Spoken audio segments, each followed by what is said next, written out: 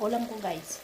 Repolyo, tomato, carrots, cubes, onion, garlic, and then ito. Oh. Ayan lang guys, yan lang yun. Pero ang alam ko, masarap yun.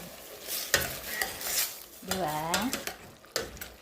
So, salamat sa kapitbahay. Bigay ng kapitbahay. Tapos, yung ulam talaga namin, or yung amo ko, ito. Ito yung ulam namin talaga. Pak steak. Siyempre, meron ako dyan. Kasi amin nga yan. Oh, yan. Yan na yung bali rice namin. Okay, so yan yun. Dalawa.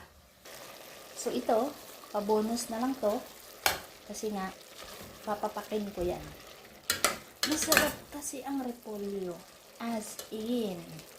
Diba guys? Sarap no.